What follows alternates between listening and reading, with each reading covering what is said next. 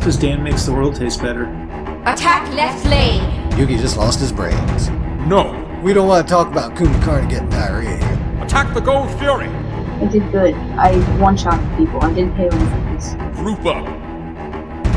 Yeah, like Yuki. Oh, you're fuzzy-wuzzy. Let's not hurt them too bad. Let's make them scream! I would literally be chugging it like a fucking milkshake. Back to death pit bulls and shit. Split push! Howdy, folks.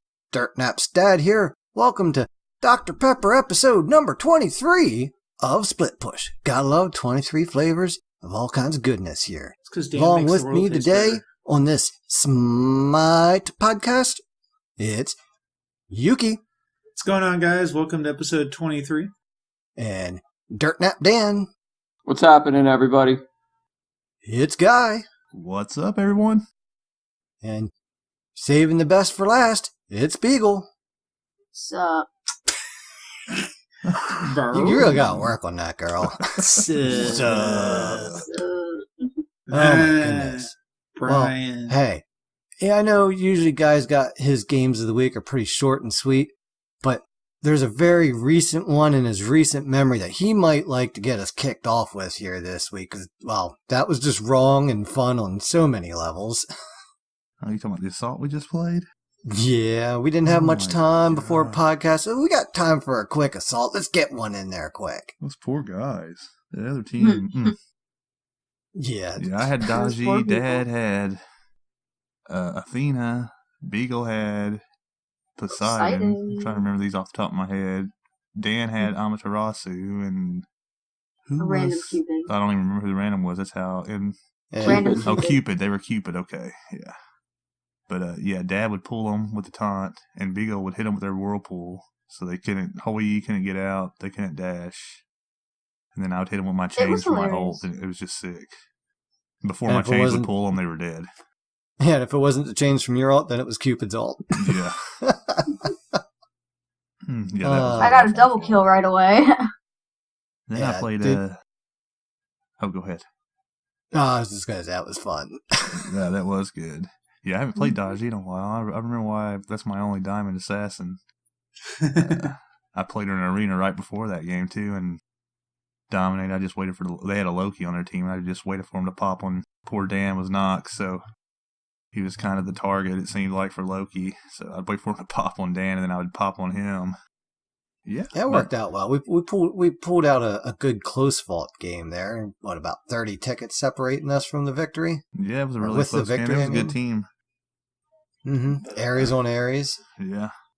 But other than that, playing a lot of mid lane still. The same two guys, Rajan and Opwash, pretty much. It's because you're a resident mid. Keep getting better at them. That's all I can Prancing do. around the jungle. Yeah. Yeah, I find that there's a few hard counters to Rajan, which is Hoi and Poseidon. They just knock him out of his one, and it makes it so difficult.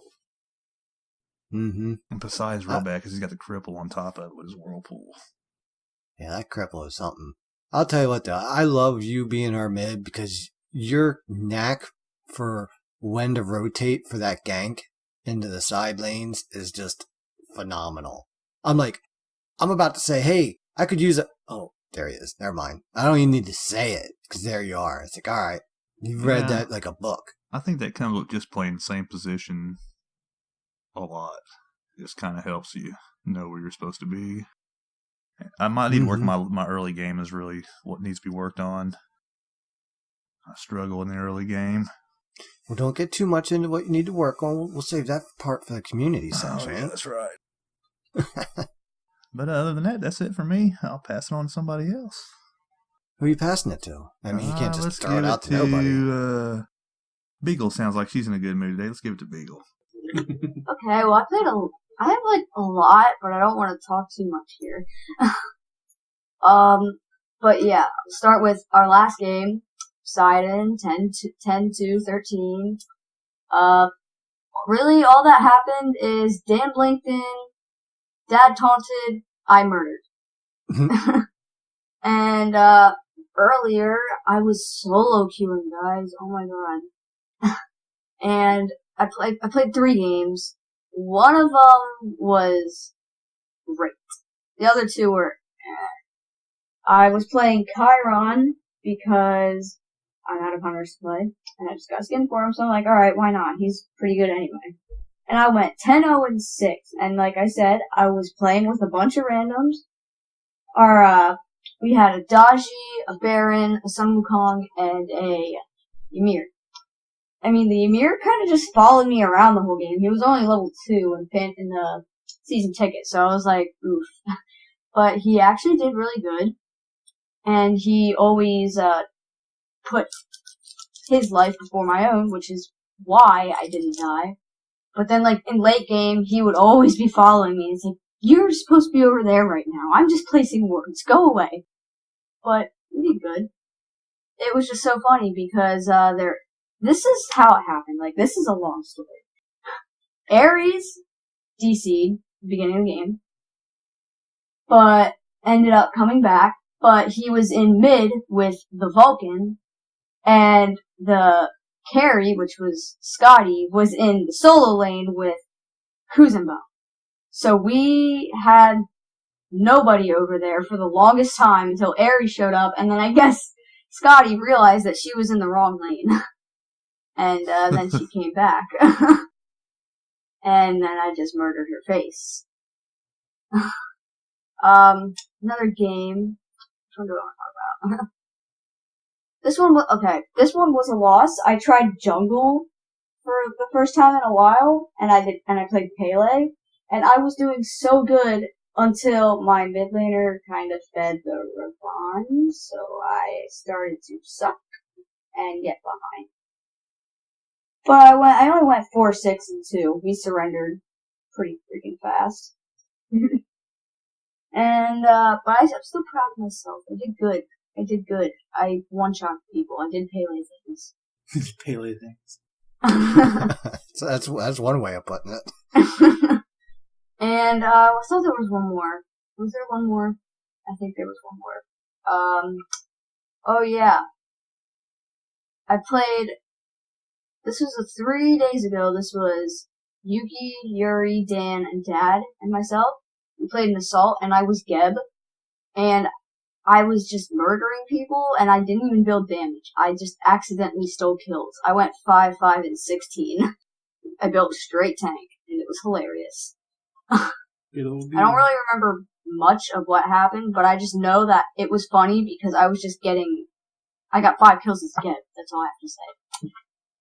I have more, but I don't feel like talking anymore. So. Jeez. Hashtag make Beagle talk.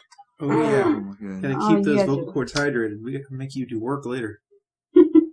Alright, I'm gonna pass it on to Dan. Pass it on to that nerd. Danny boy. Oh, I didn't have too many amazing games this week, but I do have a couple that stick out. Thank you, Hi-Rez, for putting me in a lobby with a bunch of people under 1200 ELO so that I could stomp them 15-3 as Kali. They didn't even know how to play the game. Good matchmaking. Way to work on that. I played a Joust as Hui the other day with Yuri and Beagle, and I feel like I did really good. I was hitting all kinds of bounces on their team. They had a Chiron, Opwash, and Thanatos. Like, they went for the early game, and I just stomped them out anyway. I went 6-4-9. Let's see here. There's another game I wanted to talk about. Oh, it's a page back, I think. A thunk. You thunk. It's dunk. There it is. Okay. This was probably my favorite game. I played Arachne and went 24-6-7 in a conquest. It was a 41-minute game. It was me as Arachne, Guy as Agni, Yuri as Chalk, Beagle as Izanami, and then we had a random as the support as Sylvanas. The enemy team was Bakasor, Baron, Ra, Fafnir, and AMC. And yeah, I farmed them. I farmed them so hard. I didn't even feel bad. Not at all. Been really sticking to the jungle role because it seems to be the only one I can be in the right position at, I guess, is the way to say it. That's when you've played the most, too, so. Yeah. I don't know how to play anything else right now. Yeah, Well, being you at could that play Chiron in-between, Carry. well, being at that in-between spot that we are, where we're kind of, in between the medium and hard level, it's hard to branch out and try new things, because that's always the game when you're against the people that are a lot better than you, and you're like, shit, playing someone like I never play in a role I don't usually do, and oh, this is the game. All right.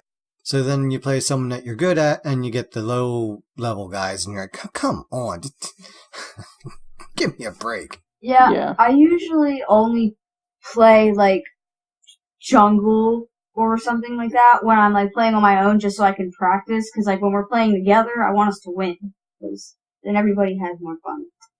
Try to stop solo queue. I've been trying to, I but had it's so unmotivating. I played a ranked quali the other day. I almost shot myself, but I mean, whatever. I played Nija. I went 11-11 because they had a Loki, but I did really good, and so did Arcilla. We had a Kukulane that just ran at the enemy team and killed himself, so it was basically a 4v5, but, me and Scylla made it work. Another good game I played a Clash as Fafnir with my good buddy Dicey. And I think Yuri, too, because the name's blocked out, so it must have been him. I built full damage, but I never got the fucking last hits because everyone on my team was a jerk. So I went 2-2-25 as full damage Fafnir. That was pretty fun. Oh, if you play any character that turns invisible, I freaking hate you. Don't talk to me. That's all. Yuki, why don't you go ahead? Yeah, give me just a second. Yeah, the Morgan really sucks right now. If you play Loki, the Morrigan, and Alquang's not really that bad. I really don't care about him because he's not as hard to deal with. Morgan is just, gosh, she's so fast when she turns invisible. All of a sudden, she's just there. Just don't talk to me if you play those characters. Yeah, a good De Morgan is very, very frustrating. Did I say that right for you, Beagle? Yes, you did, Dad. I'm so proud of you. Ooh, I realized it sounded awkward when it came out, so I must have said it right. Oh, De Morgan? No. I usually say frustrated. Yeah, and it annoys the crap out of me.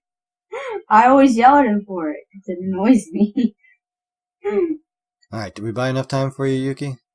Oh, baby, my brains are trying to exit through my nose. Achoo!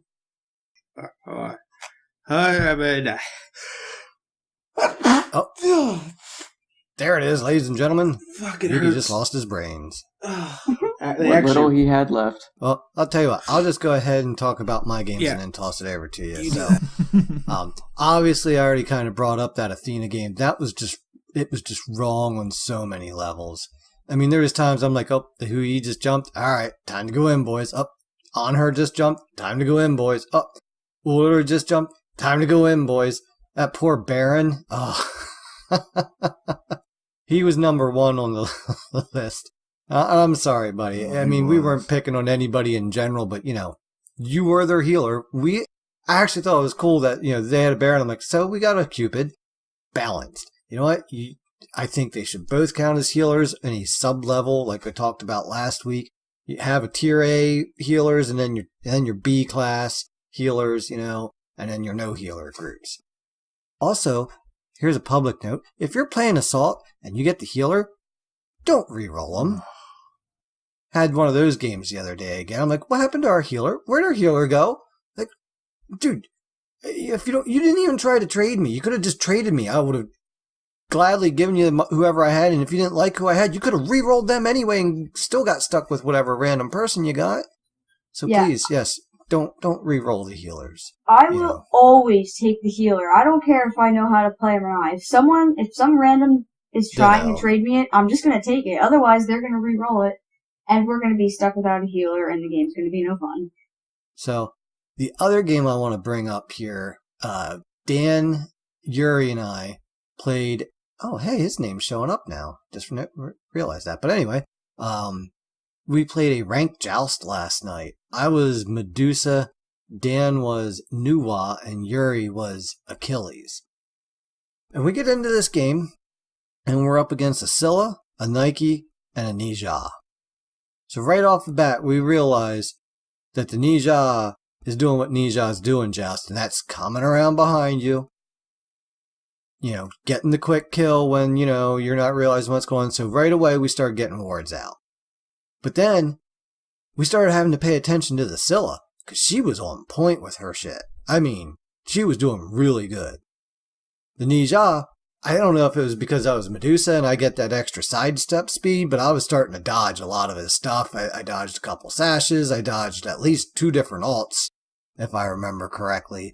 And we were just taking a slow grind to him, and we were just wearing him down. And the whole game, that Scylla was just doing really well. The Nike was doing average, and the Nija just seemed like he knew what to do, but he was just so mechanical at it that it was just like, okay, we know what's coming, and we were basically just, all right, you ready to do this? Okay, yep, there he is. You know, throw beads in. All right, he's dead. Now move on to the next 2. And after the game, I looked at the ELO, and I'm like, guys, you wouldn't believe me if I told you what the ELO was. And everyone's like, what? I'm like, just look it up for yourself, because you're not going to believe me. And the Nija was their highest by far, well above us by over 400. The Nike was on par, and the Scylla was less than 1200. And I'm like, their best player had their worst elo. I'm like, never would have seen that coming, but, you know, it was a hard fought game. You know, they weren't a rollover or pushover at all. You know, we worked our way through it.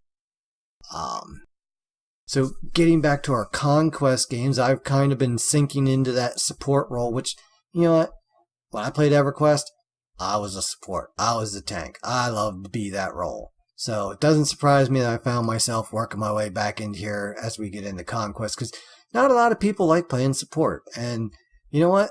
I do. Because you can still dish out some damage when you need to. But just being able to control the battlefield is what I like. And you know who one of the best battlefield controllers is? It's my big boy, Kumba. Big Kumba in the house. I'll tell you what, the team's really starting to understand how I play him too. Because when someone's about half health, it's all I say now is setting up. Because I'm going to dump my kid on you, and you're going to come down out of my ult at just a smidge of health, and then one of my carries can get the kill. But we were in a losing effort against a team that was really good. They had a really good Bakasura, and anytime you're up against a good Bakasura, it can be tough. Oh, so we're trying to retreat out of mid lane, and I'm just trying to get my carries out, and I'm doing everything in my power, sacrificing everything that I have, and I got Dan out, who was playing Ra. That was it. So we get back to Fountain, you know, barely any health. I dip in, and I go back in to defend the Titan. There's all 5 of them there. And it's just me and Dan, and we go back out. Dan gets a kill off. I get my cudgel in and root him. He gets a kill off that. They focus him down real quick. He dies. I think I swung back in through the fountain, came back out, got a yawn off, and there was only 3 left at this point because the Bakasura had to run. He had Titan aggro and almost died. I got a yawn off. You know, and at max yawn, it was a nice long one, so only Bologna got woken up by the Titan.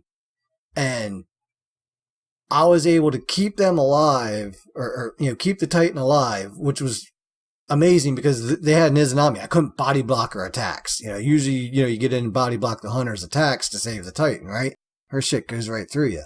You know, it's kind of like cheesecake sometimes, but anyway, we don't want to talk about Kumbhakarna getting diarrhea here, so we're going to move on from that. At one of those trips, as I circled my way back into the fountain to stay alive, I capped out at a low hit points of 11.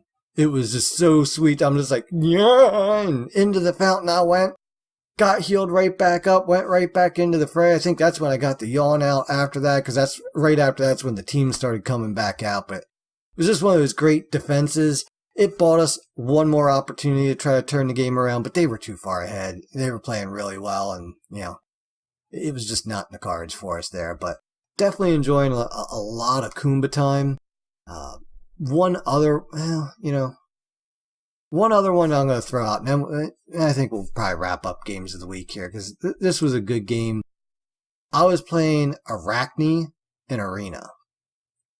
And, this was, it looks like 4 of us in a random. So I was playing Arachne, Dan was on Anubis, Beagle on Artemis, and Yuri on Kozenbo. And we had a random Ymir. So we get into this game, and I'm just playing this patient spider, just sitting in the back, waiting for them to make a mistake. They had a Kali, so I'm like, go ahead, try to jump, Artemis or Anubis. I'm waiting for you. They had an Alpoish too, so, I didn't really want to get mixed up in the explosion zone, so I was staying back behind that. They had a Ganesh, they also had an Artemis, and a Hercules. And it was one of those fights where I'm just patiently, oop, there's a kill. All right, patiently, oh, there's a kill. Oh, patiently, there's a kill. And it was kind of like a boring game for me at first, because I'm just kind of sitting in the back, not doing much. But, getting some nice kills. And Dan's like, there's that patient spider again. I'm like, yep. Well, as soon as I got that 3rd kill, it was game over for me. They were 100% like, we need to kill that fucking spider. And the sad and funny part is, it was a very close game. I think it was down to 9-4 in the end, maybe. I don't know. It was really close. But in the end, we're running out, low tickets. We only needed 1 more kill. And we're all kind of going over to their buff side. And Dan and Beagle, I think it was, were kind of coming around back towards our side, out from behind the middle wall. And their Alpoish, who was running over and probably could have got a double kill right there, was looking at me the whole time instead. And I'm just like, hey, look at me strafing to the left.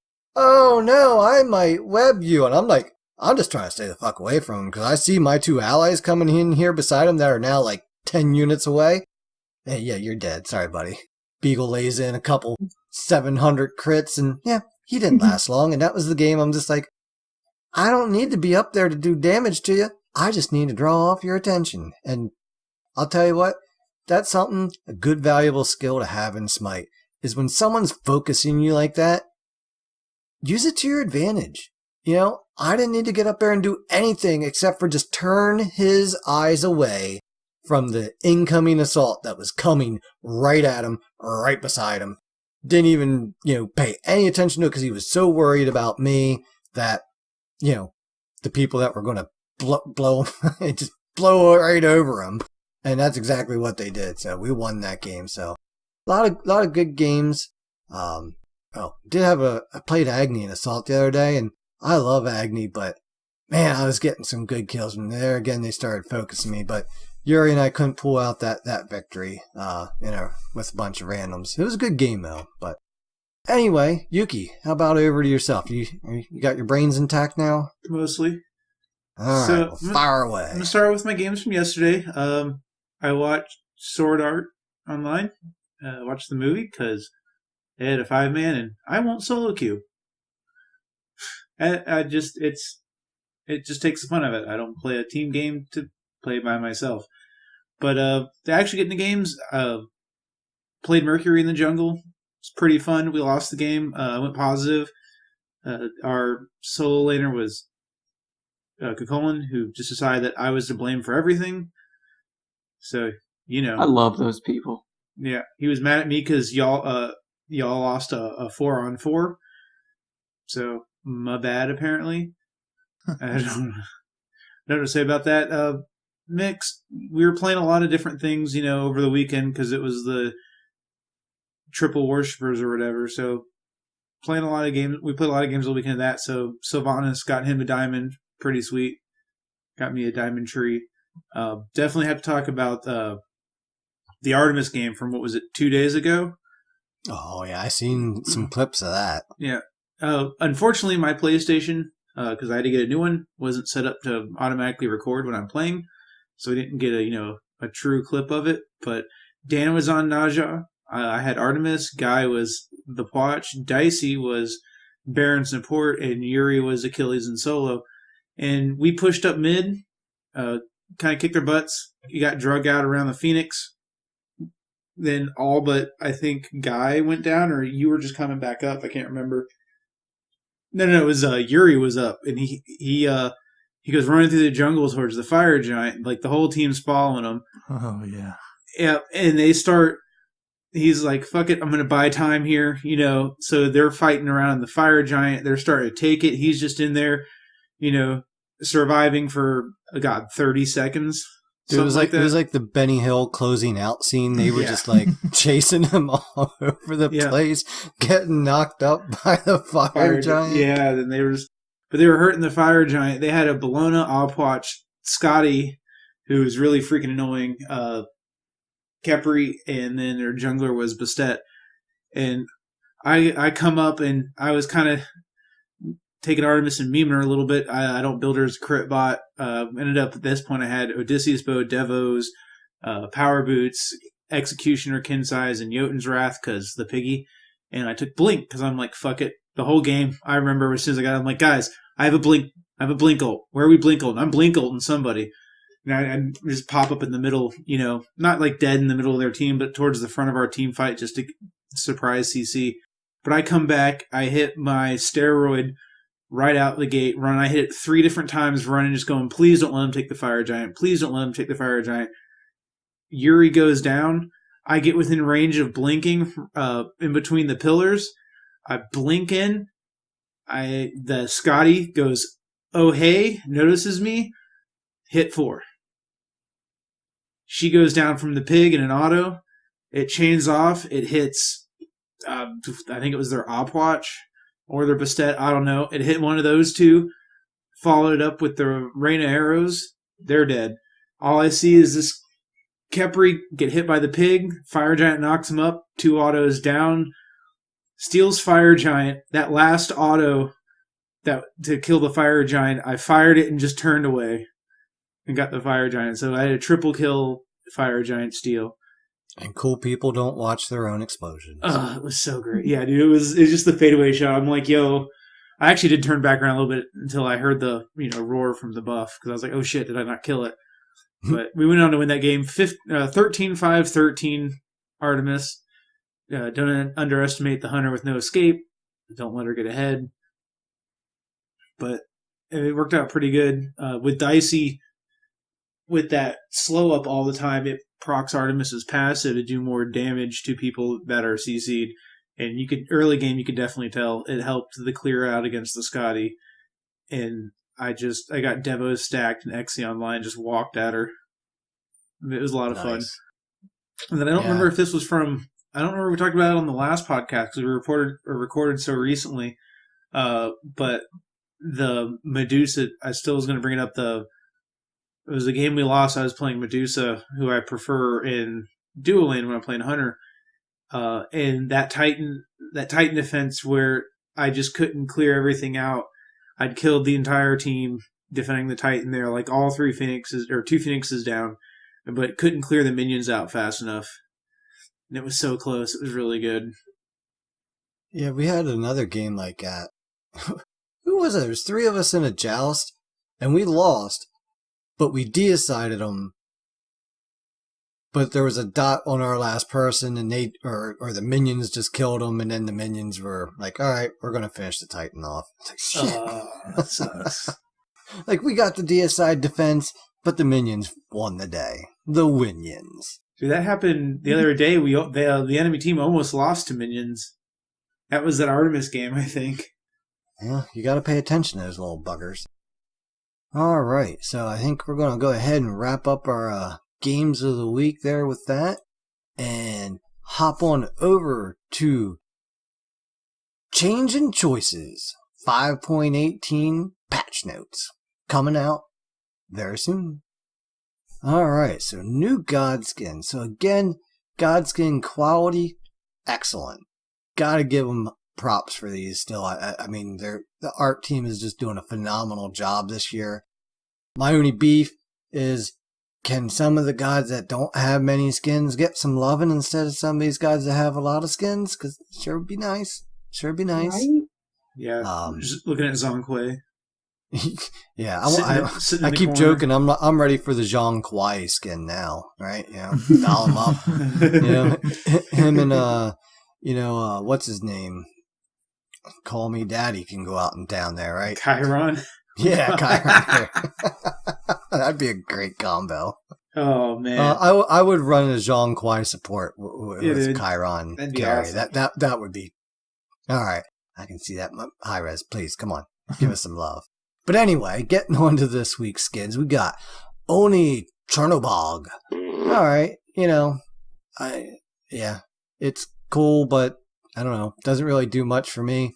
I'm not a big Oni, thing, and I don't think it really changes him dramatically, but definitely fits that theme and brings a little bit more girth to him, I would say. And I think I like that better than the thinner version of him.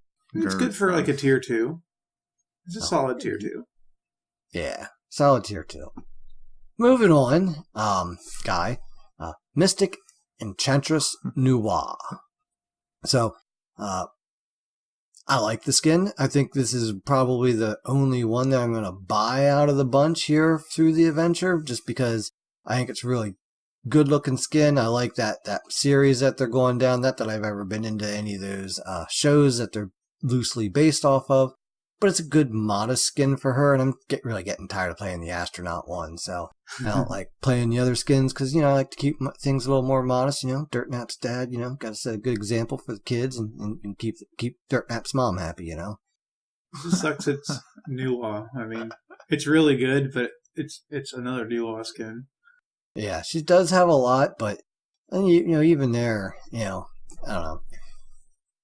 She does and doesn't, she's got a couple that are, skins, but then there's recolors of that other skin, and so forth. Like the 8 recolors. Now, the Revenge Tech Nemesis, not that I play Assassins much at all, but I thought this one looked pretty sweet. The global emote, or the global emote, the emote that she gets with it was pretty cool, too. I like that. Yeah, but Nem just got a skin like a month ago. Yeah, I agree. There's going to be a trend this patch for skins. Yep. The Battle Worn Achilles, which is one of the Odyssey rewards. Good solid skin. They put a helmet on him, which is a lot of people thought he would come with the helmet in the first place, and he didn't. So, I kind of like this, and has a good look to him, although he's a guy that's never quite clicked for me yet. I don't know. I've had good games and bad games with him, but it's just not quite my style. Yeah, I like this skin a lot. It's really good. I like it. I mean, the wounds on him, the scarring and everything just looks so... I mean, the detail they put into it is so sweet. It's just, they're doing such a phenomenal job this year. Another series that I've been a big fan of here is the Pixel series, and we get Pixel Lancer Scotty. Yay! Yeah, best skin, Digidog. Best skin of the patch. The dog Calder looks better. I mean, in this skin than just any other. Mm-hmm. Yeah, definitely good. I like the graphics, or the effects for the graphics are pretty sweet too. And then everybody's favorite, the Headless Norseman Loki. The only thing I like about it is the play on words in the name and his emote where he just pulls his head off to the side and spins it around on his finger. I don't care. We wasted a Halloween skin on fucking Loki. He's got like 30 damn skins. Anything that implies that anybody should play Loki means I hate it. I think Loki is a cheap piece of crap and this skin's garbage because it's a Loki skin. The worst part is it's a really good skin, but another Loki skin.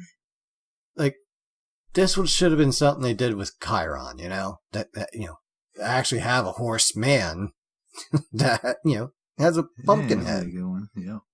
But, again, like Lukey. Talking to Lukey. I did it again. Anyway, like Yuki said, well done, but yeah, Loki, seriously.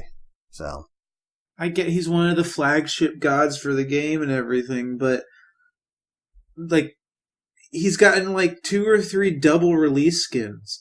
He got the double release for the assassin, like the, whatever it is, the infiltrator skin or whatever. I can't remember what it's called, but there's the white and the black one. And he got 2 for the jester skin. I mean, come on. Please hire us. Yeah, Joker Like, skin's the shit. This could have been a Zonghui skin, where the book is his freaking head. Oh, This could have been your Koi skin right here. Coulda, woulda, shoulda, but it wasn't.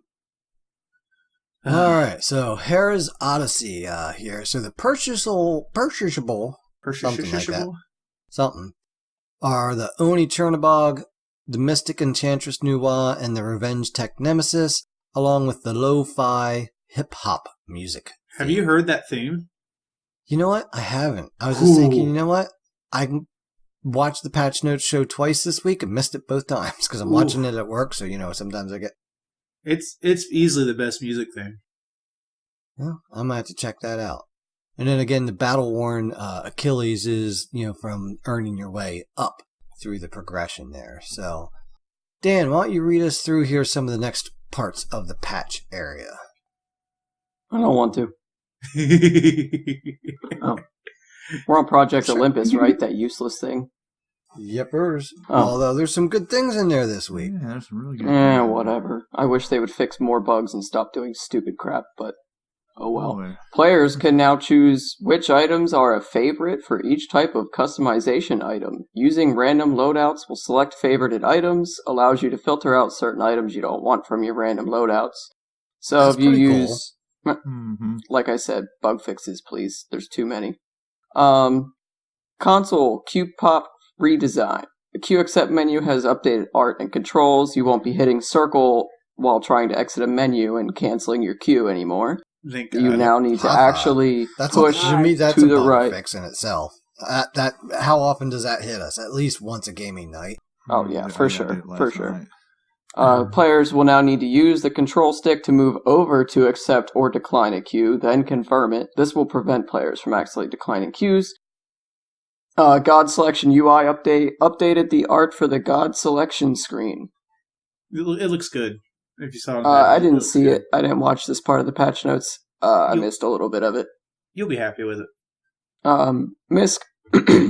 The new additions to the Awesome Chest, Primal Storm Susano. That's a pretty cool skin. Some people will be happy about that. The Fantasy Points store. The new additions this week, or this patch, are going to be Child's Play Scylla, Scallywag Collie, and Volcanic Agni. That's a set of oldie but goodies there. Yeah, I'm not really excited, but they're free skins, so there you go. I might pick up the Scallywag Collie just because it's a pirate, and I like the pirate skins, even though I've only played her once. I love Child's Play Scylla skin though. It's hilarious. Yeah, but I have a Scylla skin that I'm never going to stop using until one better comes out, so. Talking about bug fixes, Dan, this is a big one. Players should no longer see reconnect screens before logging in. That was launched in a hotfix before 5.20. Fixed issues where players in parties would not be able to use lobby chat or roll calling. Adjusted PTS matchmaking parameters to increase players' chances of getting into a match on PTS only. PC. Players, yeah, that's PC, I don't give a shit. Player settings and keybinds should no longer be reset on patch update. Thank God for, something that should never happen not happening anymore. Players should now receive more commendation points for longer matches. I'll believe it when I see it, because that's been told to me 3 times. Reminder, commendation rewards reset every month, 2 patches. On to items? These are still bug fixes.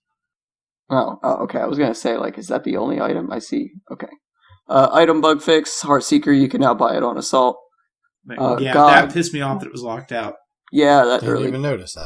Yeah, I was kind of annoyed with that too myself, because I played 3 Assaults, and every time I was like, man, I wish I could buy this, but... God bug fixes, lowered the volume on Plague of Locusts on Cosmic Power Anubis, raised the volume for one of the jokes for Cosmic Power Anubis. Apollo fixed the issues with the animations on Winner's Circle Apollo. Did they take away the AA noise? Because that would be a bug fix. No, that's still there and annoying.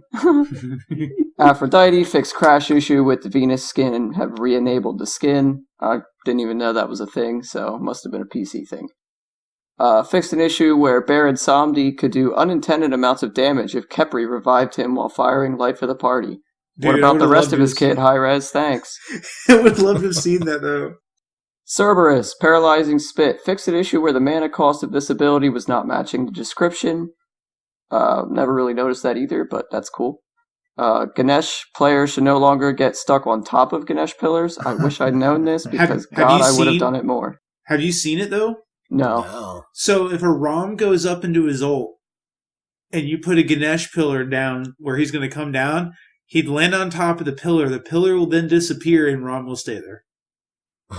The ultimate crowd control. Kumbhakarna lowered the volume on Throwback for General Nosyrus. Vulcan fixed Chef Vulcan intro audio continuing to play while muted. Congratulations. On to item balances. Berserker's Shield. They took 5% attack speed away. It's not going to do anything for it. It'll slow it down in early game. It'll slow down more than you think. Still stupid item. Yeah. Messenger's Mask. They decreased the magical power from 30 to 20. A lot of people were picking up tier 2 of which that is tier 2 of Boomba's, by the way, just so you know. Just picking that up and building the rest of their build just to get the cooldown and damage and all that. Yep, so they're trying to take away the likelihood of people doing that. Boomba's Mask itself gets a 10% cooldown reduction. So from 20 to 10. I don't know how I feel about this. Like, I understand why they did it, but the whole point is, the trade-offs for getting the mask, for taking more damage and everything. Yeah, I definitely, I don't know. I think 20% cooldown on 2 different items in the game already is just a lot, because then you can buy Chronos in this and have 50% cooldown, basically. Yeah. And that's... With 2 items, that's not cool. Down. Heartseeker. If an instant AoE ability hits multiple targets, this effect will now trigger on the lowest health target in the area. That's awesome. Yeah, that's awesome, because, nobody wants to hit an AoE ability and it randomly hit the tank and not the half-health hunter or something. Well, it was on RNG. Yeah, exactly. And that's... I don't know. That makes it pretty consistent now. Yeah, now you know what you're hitting. And you're also that's how they do it. Yeah, and you're also doing the bonus damage to what you would typically want to do the bonus damage to, and that's the lowest health thing in the area. Yeah, exactly. Mage's Blessing, they decreased the bonus ability damage from 25 to 10, but added 20 physical or 20 magical and 10 physical power. I felt like that was a good change, because I felt like Mage's Blessing was shit and I never picked it up, because that 25 didn't matter for long. Yeah, only really, really early. And this will work better with your, Mage's higher scaling. Having that power, you probably get a little more out of it now, because the sustain's not that great. Yeah. On to God balances. There you go. They fixed Baron Samdi for you. Uh-huh. Yeah, no, they didn't do goddamn shit like usual. Baron Shitfucker. Wrap it up. Increase cooldown from 12 to 14 seconds. Thanks a lot. I'll take it. It's something. I would like something that actually makes him fucking not broken, but that's fine, I guess. It's his most dangerous ability. It is. Well, it really is. It's really, just... If you get hit with it, you're in trouble. His whole kit is just so fucking bloated. I died to it today. And somehow when we were in that Athena, mess under tower, somehow... through all that mess, all the taunts and all that crap and him being focused, he got that damn wrap off on me, which got me killed to the damn tower. Then he died, but, I couldn't get the hell out. Yeah, his kit's so bloated compared to, older gods. I think he's so fucking stupid. The fact that he can play any role and almost... I don't know, can he jungle? He can play any role, and he excels at it, and is probably one of the best in every role. You can. who wouldn't love just getting life of the partied out of nowhere from, Rap through Rap a wall, Life of the nonetheless. Like, you can literally just get sucked into a wall and you can't move, and the lane that's actually fighting you can just literally beat the shit out of you. I've been sucked into a tower through a wall. Oh yeah, he's bullshit. Anyway, on to slightly less cancerous, but still very. Chernabog, Living Nightmare. This ability no longer triggers his passive on every basic attack, which was the extra damage pop in the area. His passive will now continue to function normally during the effects of this ability. Not a huge change, but it should help with his damage when he ults in on people and just blows them the hell up. Yeah, it's fair enough. It's funny, Chernabog here. You're saying not nearly as OP. I remember for the longest time we were like Chernabog shit because we didn't play Conquest. Yeah, for sure. Then you get into Conquest and it's like, oh, this guy's pretty good. Yeah. Yeah. We were in a dark time of just playing Assault, and yeah, I don't know. Now that I play Conquest, I hate Assault. It's like not even fun because it's like, what am I supposed to fucking do? This is just a fuck fest. But anyway, the RNG kills me because they always get a healer and we never do. And by that I mean Baron Zombie. We got our Cupid today. You're like, shit, they got Baron. I'm like, we got a Cupid. We're good. Yeah, I think he's been nerfed a lot, though, Baron Zombie. He has. He's not... Without his hysteria built up, his ult isn't as good, so he probably can't ult you through the wall anymore and pull you into a tower quite as easily. It's he's not as bad. It's just his damage and the fact that every ability he has does like 4 things compared to any other character that does one specific thing, and that's it. It doesn't hit half as hard. Yeah, Let me use 2 of my abilities to do one thing to you. And then I got one other thing. And then, hi. How you doing? Yeah, I just find he's a lot more manageable now, though, than what he used to be, definitely. I've been playing a lot of Baron, so... I don't know. I mean, yeah, they took away some damage and stuff, and he doesn't 2-shot everybody, but he's still, like, the most crowd controlling. He still controls every team fight. He still is the only person you need on your team. I love playing him in support role. That is so fun. Yeah. Yeah. On to the next one here, Erlong Shen. They're breaking Berserker Shield for him, finally, thank God. He was able to heavily abuse this item, as they say in the quotes here. But they gave him something just as good. Why not give him kin size at level 1? Oh wait, they did. Each time Erlong Shen's dog hits a target, they will take 2% of the maximum HP as damage. I'm just gonna say, the words "a target" really hurts me because what does he do to a tower? Does he automatically clear towers like nothing now? Because that would be shit. They did not mention that in the patch notes, pretty sure. And I don't know. Maybe I missed it, but I looked at this and it says "a target," and I'm pissed.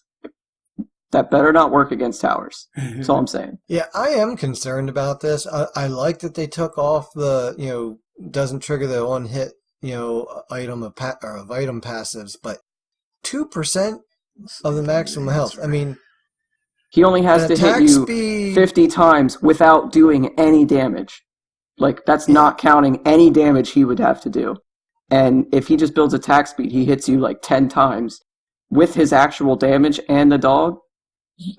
And right there's 20% of your health just from the dog. Yeah. Let alone whatever he did in those 10 swings. I mean, exactly. I don't like it. I'm a little scared. I'm scared that it'll go badly, but we'll see. Maybe we're wrong. Freya has received many significant adjustments since her rework, and they feel she's in a pretty good spot, but they did improve a quality of life thing to hopefully make her easier to read, which it won't do anything. She's still going to fucking one-shot you, but she's still updated the visual FX to show when her next ability will detonate. She gets a little ring around her belt and Aurora Blade. Updated the visual FX that show when her ability is toggled on. So when she pops her 2 and she's doing her ranged attacks, her sword will glow and be slightly bigger. And if have you seen it, Dan? Have you seen? Yeah, I saw it, dude. And they did it for every skin. High five, high res like that. And they're not minor. They're really obvious visual effects, which is nice. Yeah, they're obvious visual effects, but she's still gonna one shot you. So yeah, she's still gonna one shot. Yeah, you have a much better. They even said that in the fucking patch notes show, by the way. I just want to say they literally said if you're that close to her to see it anyway, you're probably dead anyway. Like, why the fuck would you put? Never mind. Getting off the soapbox already. Moving On to Ganesh. They buffed Dude. Ganesh. Now Yeah, they deals did. an extra 60% increased damage on the first time a target passes over the threshold. They called it a shift, but it's a definite buff. They decreased the damage per tick off of the ticks after that by 5 damage. Yeah, it's That's a huge buff because I don't know about you guys, but I only take 1 tick 90% of the time from that. So oh yeah. awesome. Can't wait to get half health by that. And Nope, Ganesh solo. yeah. Here I come. Anyway, Nemesis. I love that alt. I do. It So much is- fun with that. It's a fun alt, and it's funny to watch people just stand in it like, well, fuck, what do I do now? I played in a game with a Hu Yi the other day. I'm like, alt, and he's like, ooh, they all stopped inside. I'm gonna alt there. Yep. Yeah. Pick It's your definitely poison, a very folk. good comboing alt, and if you have a Baron, you can pull him over for bullshit God. damage and just, oh god, it's bad. On to Nemesis. Nemesis is getting an increase on her shield healing from 60 to 100% of the damage received to 80 to 100% scaling. So that shield's going to heal her for a lot more in the early game compared to what it used to, which I think is a fair buff compared to what they could have done. Yeah, they've had a hard time really getting her situated because little changes to her kit either make her or break her. And Yeah, I think she's this is- kind of a hard one. I think this is a good one though because it's not, well, her abilities do more damage or it does more this. It's you have to use that correctly to make this even worth the change. You know what I mean? Oh yeah. So I think that's pretty good. It'll add I don't know. It'll make people use their shield more correctly if they want to use that benefit. They buff Pele again. Stupid assholes. Jesus. Um, Why? They did some. they call it a shift, but it's a Yeah. buff. They're Well, stupid. they changed her alt. There's a couple Right. things. They nerfed her Pyroclast by 1 second on the cooldown, which is good. She doesn't need to have that often. It does enough damage. Jeez. Eruption, they decreased her damage by 5 on the inner damage, and on the outer damage, they decreased it by 20 per tier. So that eruption outer ring won't hit for 6 million, even though it's the very outer ring. Volcanic Lightning, the buff. The ability damage from cone attacks now proc off basic attacks. This means that if Pele is disarmed, she cannot get the cone attacks off if an enemy has block stacks, blah, blah, blah. They're trying to make you not pay attention to the fact that she can now get lifesteal and item effects off of those. So good luck with that. So yeah, you can Interesting counterplay her point. a little bit, but she'll still kill you. And It's- she's faster than you anyway, so your 1.5 second whip isn't gonna break her ult. It's just gonna make her wait 1 second to do it. Sobek seeing a change. He's been really powerful in the solo lane, and they are increasing his cooldown on his tail whip, which is his 2, from 12 to 14 seconds, which I really like because I kind of hate fighting a Sobek because it just seems like anytime you try and touch him, he just tail whips and runs away. Yeah, or you trying to clear the wave and tail whip. Yeah, it's just so rough to deal with him right now in the solo lane, especially because tail whip is just such a disrupting ability. Thor, they increased the stun duration on his 2, I'm sorry, to the point where it's 1 second to 1.6, so that way you can actually confirm your hammer at the tip without having to spend more points on the ability, which makes sense because he's an assassin. Typically on assassins, you want to level your damage. You don't want to be stuck leveling something that doesn't do damage. Yeah. Matter of fact, I just played him the other day, and you're like, hey, make sure you put a second point into your stun so you can confirm that double tap. I'm like, oh yeah, I forgot about that. Now I can conveniently forget about that. Yeah. This is definitely a change that if you're pretty good with Thor, you're working on Thor, it's going to make a difference. If you just sort of play Thor every now and again, you're probably not gonna.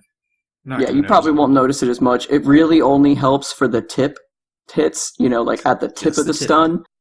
stun, which is a lot harder. So a lot of people that are newer to Thor aren't getting those perfect tips every time. But this will help the more skilled players, and it'll just give a little more CC to his kit that he definitely should have without having to take away from his damage, because he's an assassin and his job is to do damage.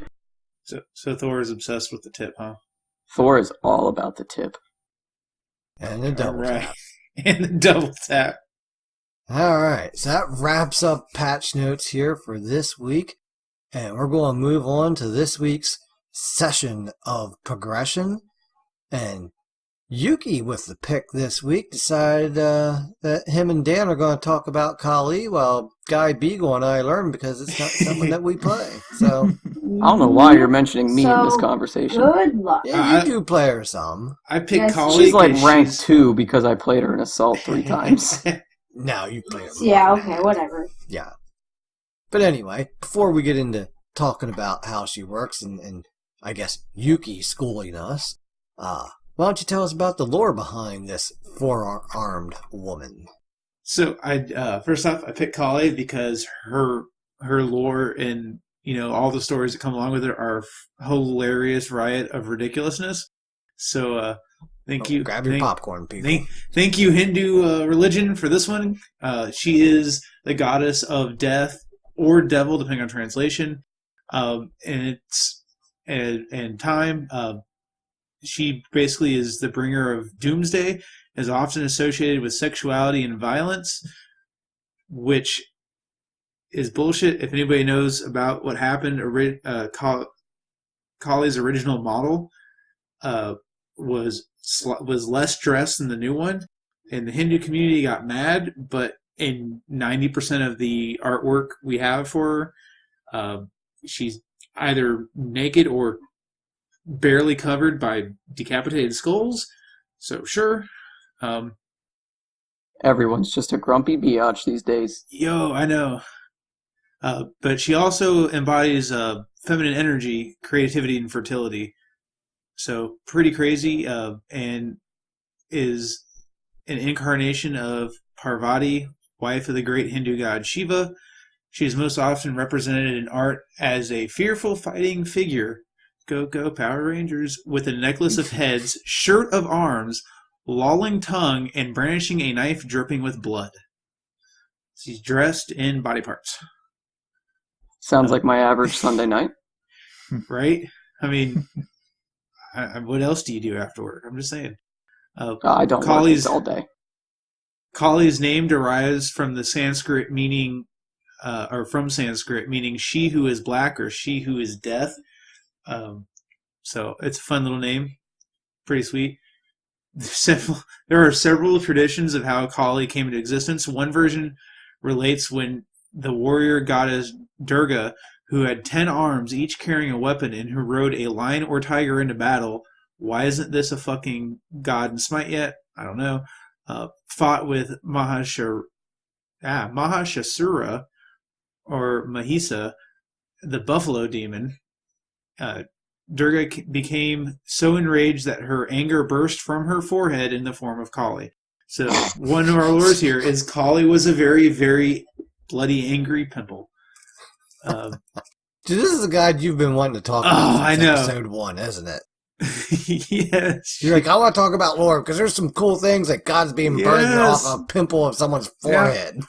Yeah. I'm reading this one verbatim for what we have translation-wise. Usually I kind of clip it up, but you got to. Once born, the black goddess went wild and ate all of the demons she came across, stringing their heads on a chain which she wore around her neck. It seemed impossible to calm Kali's bloody attacks, which now extended to any wrongdoers, and both people and gods were at a loss as what to do. Fortunately, the mighty Shiva stopped Kali's destructive rampage by lying down in her path, and when the goddess realized just who she was standing on, she finally calmed down. From this story is explained Kali's association with battlegrounds and areas where cremation is carried out. Basically, like the god from because they have a structured system with like 400 and something gods and goddesses in the Hindu faith. Shiva had to literally become a rug to chill Kali out. She just needed something to make her feet comfy. I know, right? Maybe her feet hurt, and that's what all that was about. In another version of the goddess's birth, Kali appeared when Parvati shed her dark skin, which became Kali. So in the other version, she's not a pimple. She's the exoskeleton shed by another god. So imagine just Kepri's like, I'm getting bigger, sheds exoskeleton, Kali. Brah. Hence, one of Kali's other names is Kaushika, the sheath, whilst Parvati is left as Gauri, the fair one. This story emphasizes Kali's blackness, which is symbolic of eternal darkness and which has the potential to both destroy and create. So that version derives from when Parvati basically sheds the darkness and the evil and becomes a full being of goodness and light, and Kali is like, I'll take that, please. I mean, it's just, it's hilarious. Like, if you want to look up some really wonky art, look up Kali. It's just, I mean, come on. She's dressed in body parts. It's great. And that's Kali, our angry death pimple. What is it with gods and pimples? Didn't you say Athena was born from a pimple on Zeus's forehead or something? Yeah. Zeus's back? Was that something her? like that? Yeah, I don't remember off the top of my head. There is a shockingly large number of similarities between how goddesses came into being, and gods came into being throughout world mythology. And Makes you think. Maybe it was all just one story that just disseminated, like whisper down the lane, you know? You move to different parts and... Depending on, you know, that's very possible that all came from one older source. And there's, in fact, you know, evidence that a lot of mythology and religions came from one source at some point as, you know, humans migrated and spread out to populate the world. But you're talking about, you know, and the reason they seem so far apart is if this theory is correct. I mean, you're talking, you know, 10, 20,000 years difference between like the Greeks and Romans and Hindus where they were, you know, the same stories. Yeah, I could dive into that part of human history. It's one thing I like to study on the side every now and then. Try to get a more accurate picture of what actually happened back then, but that's a whole nother podcast, so we'll move on from that. There's actually 3 podcasts that are very good about that. But anyway, back to Spite. Back to death pimples and shit. Let's get to some nimble strikes, lashing some incense out and causing destruction while you're all marked for death. All right, so Kali's passive, marked for death, which was recently buffed, so good for her. Kali selects a god to mark. It used to be sort of random, if I'm not mistaken, something like that. But it got changed, you know, at the beginning of the year. So you get a little wheel. You select who you want to target to mark. Kali gains physical pen against that god and heals 80% of her max health from killing, or 20% for assisting when that god dies. The gold bounty from that god is increased by 30% for a kill or assist.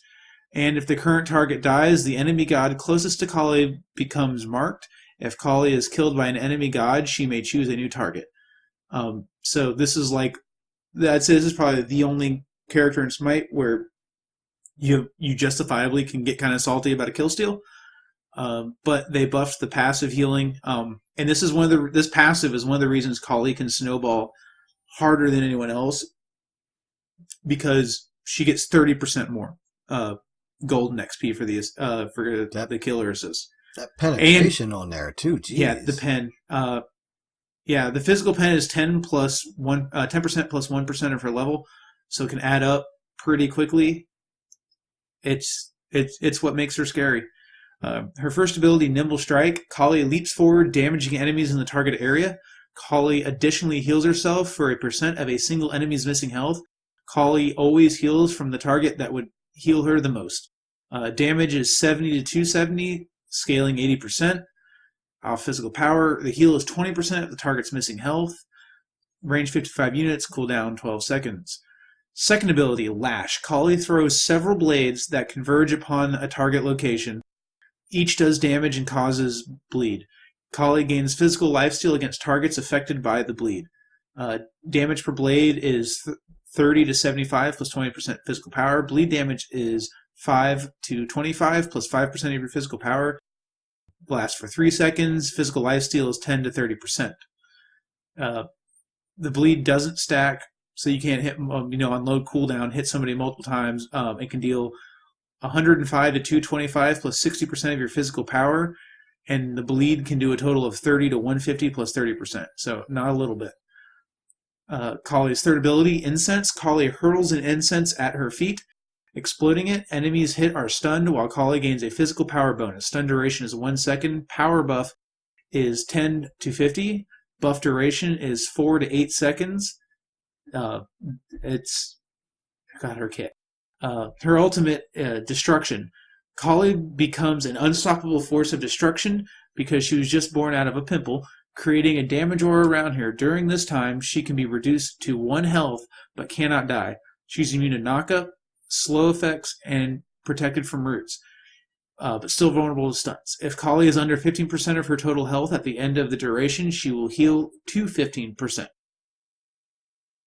Damage is 25 to 45 plus 5% of your physical power every 0.5 seconds. Duration scales from 3.5 to 4.5 seconds, and the radius is 20, which is actually important to keep in mind. Kali's ult can heal 200 to 450 plus 40 to 50% of your physical power, and the health restore is affected by healing reduction. So if you have a Kali it's getting a little out of hand, anti-heal will definitely help slow her roll. So this is, Dan, the ultimate snowball god, right? Mm-hmm. I mean, she's probably, her passive, she gets more for a kill or assist. Like, if you're playing Kali and you're doing your thing in the jungle and you see that mid laner going down, man, you just got to walk through. Like, you don't even need the kill. Let the solo laner get the kill, take that 30%, move along your way. It's gross. Her kit has a lot of steroids, and considering she's an original release character, or very close to it, I think she was in the alpha. I'm not 100% certain. But, she's been around. She's gone through a kit rework, a model change that we talked about. And she gets away so easily. It's what makes her very unique in that sense of the game. What items do you like on her, Dan? Well, I really liked to go, kin size, definitely is a must for me when I play Kali, because why not get extra shred when I attack that fast? Other items that I like to go are like Golden Blade now that it's out to help me clear camps, so I don't have to use my mana to clear the camps or my abilities. I definitely like picking up like an Aussie or something to augment her sustain for sure. And like a Blood Forge to give you just that extra, fuck you, I just healed to full and now I have a shield too. And extra movement speed, so I can easily catch up to you. Yeah, Hasten Katana is... Yeah, Hasten Katana awesome is almost a must. Almost. Not really, but it's close. I'm seeking a little bit of cooldown on her is good. If you can find it, typically you're looking at a fairly typical AA build of like Executioner, Kin size. You can now go with Katana and Golden Blade. But like a Jotun's in there for a little more flat pen and that or get cooldown that Soul to get Eater that online. Soul Eater's another. You'll never die. Yeah, but her ability damage, in her ult, yeah, I can see it doesn't even matter. It's just the pure huge power, cooldown, extra lifesteal on top of everything she has. Yeah, I see it. I've seen Devos on her. I'm not a big fan of.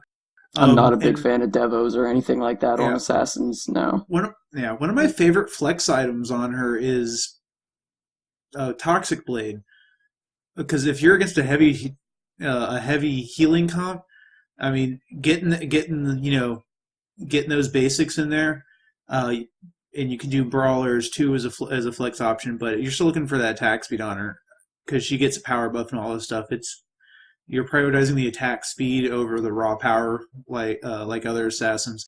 But Toxic Blade Honor is really good for applying anti-heal in a team fight, especially if you decide if you're doing things and you pop ult, or if you come in and you kill a squishy in the back and you decide you're going to jump in the middle of this, pop in your ult and applying anti-heal and just that presence of that damage is really, really good. Especially like if you're trying to gank a Baron, works really good, or any of your healers. It's a solid pick on her. I think she's fairly straightforward as far as anything else in the build. I mean, you're looking to hit that 2.5 attack speed and swing on people for days. Yeah, I think I want to play her a little more. Yeah, I like her. I'm not the best at playing her. I've played her a bit, but we know how I am with AA melee characters. I swing at butterflies, man. I can't. As Yuki says the other day, Dan, remind me not to get in boxing matches. I'll die. Yeah, yeah, I know. You said that the only thing I picture in my mind is that group of penguins chasing after a butterfly. That's me with my melee range auto attacks, man. Just like I'm swinging at the air. Fucking need a Rocky montage before every game so I can remember how to hit them. You should try a Wheelix. She's got a longer basic range. It might help you. I like a Wheelix. I actually really like a Wheelix. But, so, I mean, that's fairly simple for Kali builds. When you're playing Kali, you're looking to level... You're 3? Which one is it for the Blade Clear? I forgot. My brain. 2. 2, yeah, the Lash. I forgot what order they were in. And there's a trick to her 1. It's one of those abilities that has 3 lines. And as long as you hit somebody... 2 lines? That was 3. No, her 2 has 3 lines. You'll get there, buddy. 1 is a jump. Jesus. Yeah, the 1's a jump. Okay. Yuki can numbers. Yeah. So it has the 3 lines that cross over, and you're looking to hit, an enemy god or the camps where they cross for all of the damage, and then you typically follow it with auto attacks. I like Blink can be okay on her, but definitely an Aegis because of her ult. You can really commit to tower diving, right out the gate. As soon as you hit level 5 and have your ult, you can go into that tower. As soon as that ult wears off, pop Aegis, walk out, and repeat the rest of the game until everybody surrenders. Playing against her is a bit of a different story. She can be very hard to deal with because she can out-level pretty easily. But my favorite way of dealing with her is Aegis for the damage, but is CC. You gotta look for stuns. If you got a Kali and you're a Hui, even with your jump, she's gonna chase you down. So look to stun her out. If she goes into ult, try to mark her and then stun her. Relics are really important against her because there's a couple. Aegis is good. You can support with the shield and the attack slow. Both of those upgraded. Horrific emblem. Yeah, horrific. Both of those upgraded can definitely help against her as well. When you're supporting your team, and I know, like I said, I haven't played as her, but I've played against her a fair amount. And when you're looking at her as a support, it's one of those things where there's not much you can do when she initiates with her kit. But if you're patient, she has that vulnerable moment where if she doesn't get that kill and she doesn't get that big heal, that she is very vulnerable for that brief moment when her ult goes down. And that is the best time to lock her down right then and there, because then that gives your team a kill. Yep. Or you can lock her down at about half health and hope to God she dies before she can hit her ult. Yeah. Yeah, definitely look to stun her. It is a really good way to deal with her. Unfortunately, you can't just back into a tower. That ult allows her to go, like we were just talking about, allows her to go into a tower really well, really safely, and get that kill. Wards, as always, you see her coming, just kind of chill, look for your out. If you see enemy Kali's monkeying around in the jungle near you, and you've got a stun, try to keep it in hand instead of using it to wave clear or poke at the enemy. She comes in, stun and walk away. Just to stun and walk away. It's the best thing to say. I would just- probably run away, but Yeah. So, I mean, and you just got to be careful with her early game. Her kit's really good for early game. You don't want her to get ahead.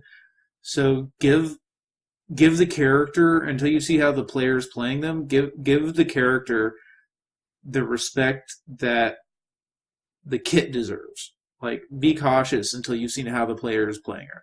If they're not playing it very good, you can get more aggressive and a little looser.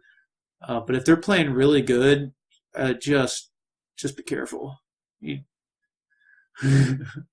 Any attack speed slow items, the physical defense that slows attack speed, for your warrior, your tank can pick up that again. You can also look at picking up Witchblade, the one that slows attack speed, and like Hide of the Nemean will slow her down. But remember, if she's in that ult, it's not necessarily going to kill her. But you're just looking to eat the damage long enough for that ult to go down. yeah. Skin-wise, she's got some nice skins. They're not Yeah, bad. just looking at the list here. Yeah, I mean, think her she's- complexion looks really. Oh wait, you mean okay? Sorry. The blood she's of her blue in enemies. most of them, but the blood jarl, the Vakali, both are pretty solid. I like the trophy hunter. What did you call him? Blood Jarl? Blood Jarl with a Y? Jarl. I'm American. I pronounce J's with a J. Yeah. Yeah. Yeah, I know what you mean. Yeah. Oh, yeah. Okay. But trophy hunter, the play on the predator there is pretty solid. I That's like my that favorite. as well. Like I said, I'm probably going to buy a Scallywag with my fantasy points just because, well, I like the pirate skins and, high five, it's pirate skin. She's got her exterminator, kind of superhero-esque one. Then the other ones are kind of, whatever. Man, I wish we had her old kit. It looked like so much fun. I wouldn't know. It was before my time.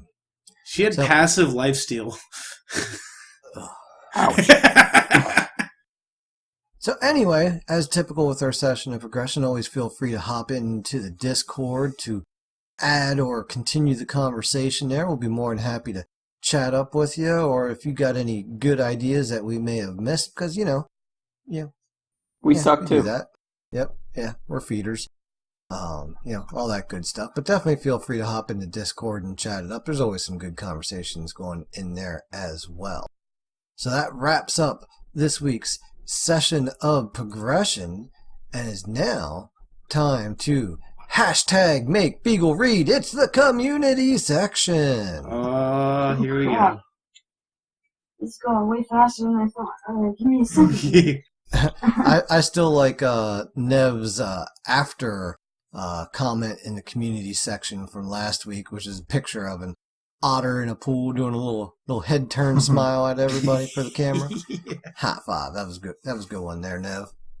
But while Beagle is pulling up the Discord area here, I'll go ahead and read out what this week's community challenge was. Is what are your thoughts on Conquest? What do you love?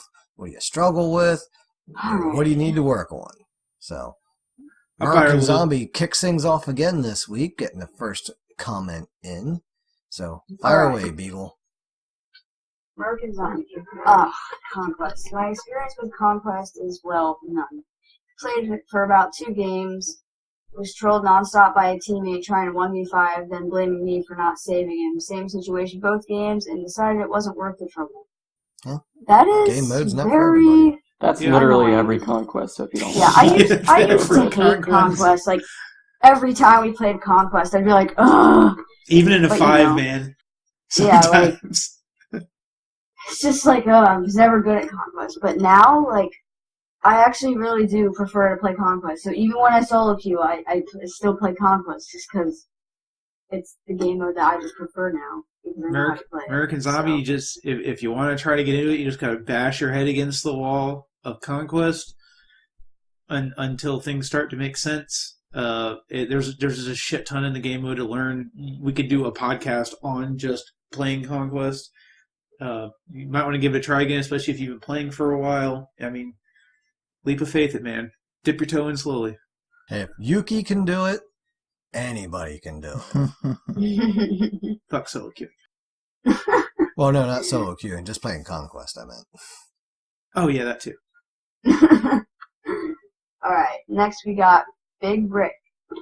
Conquest is the one true game mode. Everything else only feels like a change of pace. The way CQ stimulates your brain and challenges your mental capacity is why I love Smite.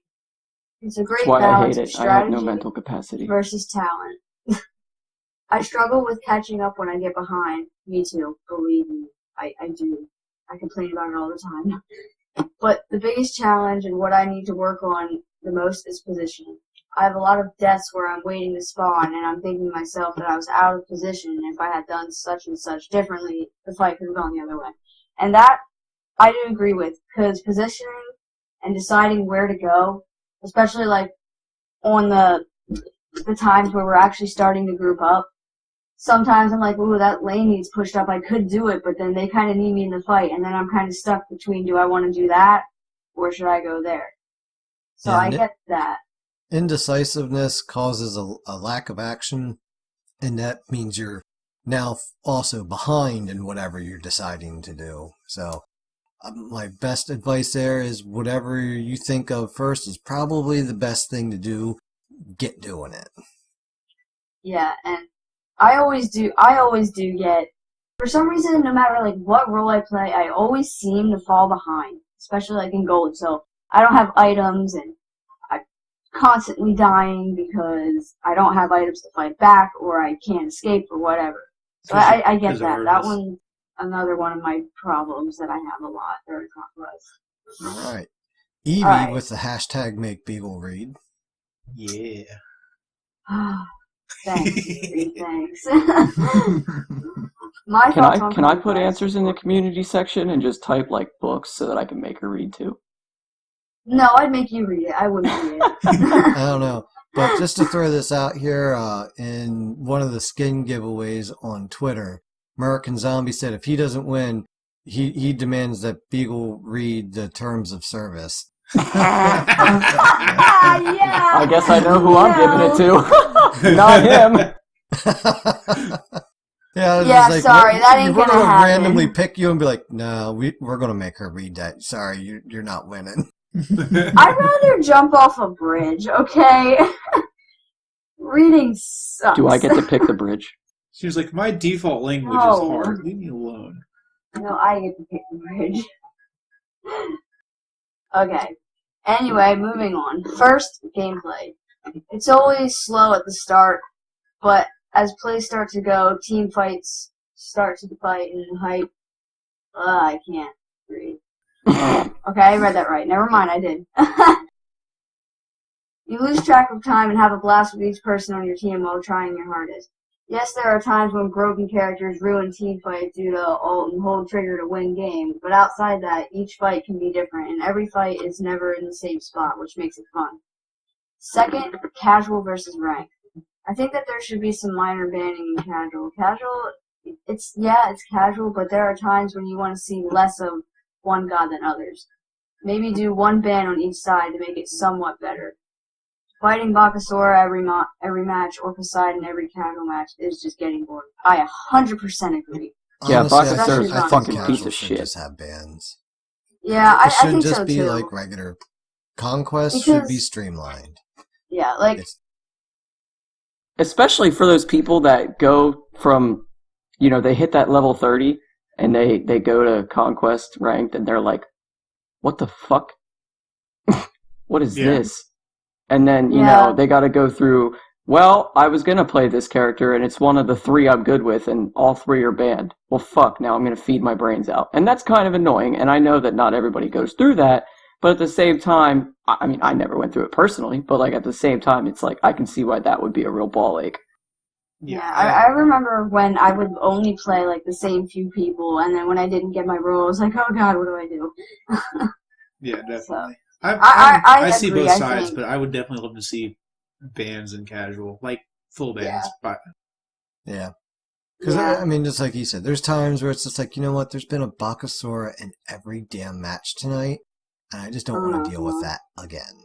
Yeah, I don't really feel like just basically him ulting me and killing me no matter who I'm playing. Whether I have an escape or not, whether I use my sprint or not, I'm still dead. Anyway, continuing with Eevee or Yuri's odds. Third, going in as a group. Elo versus Elo is seeming to be a real problem that Hi-Rez really needs to fix, sadly. Yes, please. When you get thrown in with a 2K plus Elo team and your highest is 1800, and it's a one-sided fight, it's just boring. Even when you are the Stomper versus the Stomped, it is boring either way. Good team fights and a good balance that makes the match go either way is what really is fun. It allows everyone to work better and learn what each person is lacking, really. These are just my thoughts on how I look at it. I agree. Yeah. Like, I'm And that's tired what of... I noticed. I got Like, my Conquest Elo, I know it's low, but that's because I'm just getting used to playing Conquest again. I'm getting better at it now. But, you know, I'm always playing with Dan, Dad, Guy, Yuki, Yuri. 4 They or all 5 have way people. higher Elos than me because they are No, way better at the game. Not really. And I'm just like, We're all down sort there. of, with the exception of Dan, we're all pretty close. The problem here is, yes, to get the best matchmaking, you have to solo queue.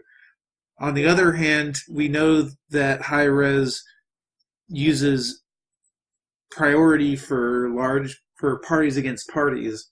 The downside of that is, I think it weighs too heavily on you being like a 3, 4, or 5-man group.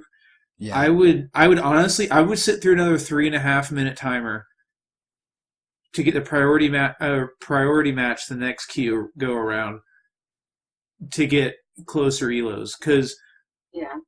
and it's not like it's not like it's the average. It's because it averages. So they'll have a 1300 and then like a 22 or a 25 or a 28, and the average is, because us as a group, we're so close in elo, our average doesn't move very far from most of our skill level. So we don't, us as a group, we don't make a large swing in elo, which is actually, honest, it's good and bad, but it means that we'll get someone in the same average, but because they have a 14, they've also got a 25. And that 25 can and will carry games. Yeah. We've seen a lot recently. I mean, there, just off the top of my head, we played a 4-man team in the last couple days where their average elo between the 4 of them was 1200. And then they just got one, 1900 guy to round it out. And then the next match, we're up against people that all have an average elo of 2500 or higher. And it's just like, we're going to stomp these people, there's nothing that they can do about it, to, oh, now we're going to get stomped because these guys are much, much better, and it's hard to find that balance. And I think, in the end, I think it's better to balance out the teams based off of the elo and not based off of, oh, they're grouped up. It gives us a slight advantage in comms, yes. So give it a slight advantage in elo to the other team. Like, all right, if our average is 1800, I'd rather be up against a bunch of solo queuers that average 1900 or 2000 versus, right, oh, well, here's a team of 5 people that are 1200. Yeah. But, it's also another team of 5, so that's a good matchup because you all can talk to each other. Like, no, that's not a good matchup. Yeah, I'm chasing people down Sylvanas. I'm like, this Kabrakan's just running in a straight line. He's dead. Because as soon as my pull comes up, yep, got him. That wasn't hard. Yeah, and being on comms is an advantage, yeah. But let's be real. Half the time it's me and Dan yelling at each other. No, it's Dan yelling at me that I'm out of position again. No, that's all of us. That's all of us. Yeah, let's get that right. Yeah, okay, I just want to put I'm in... the support that's trying to get you all out alive by sacrificing my life. Is that why you died? Is that why? No. Is that why you died a minute and 30? Because you're in duo lane fighting the 2 fucking players and the entire minion wave. Well, yeah, I'm okay with that. He's cool. No. I just want to point out, there's been 3 games in the past 2 days that the enemy team didn't even know that they should build boots. I mean, why the fuck am I ever seeing them? My elo is almost 2,000. Yeah, Come on. That's not fair. That's not fair to them. I'm literally There's games making that aren't people fair not to want us. to play the game because their matchmaking is, I don't know how to say it, because it's not bad. It's not, It's gotten better, but like, necessarily And misled, because, yes, groups versus groups would be better, but, like, oh my god, I just don't even know. Yeah. I never And you gotta even look at looked it- my elo. It's insane. My normal joust elo is 2,400. Yeah, same. Mine's pretty close, and I can't remember the last time I've consistently won more than one joust in a row. But well, anyway, getting off that soapbox, one more here for you, Beagle, and then we'll let Guy do some of the social Yep. media.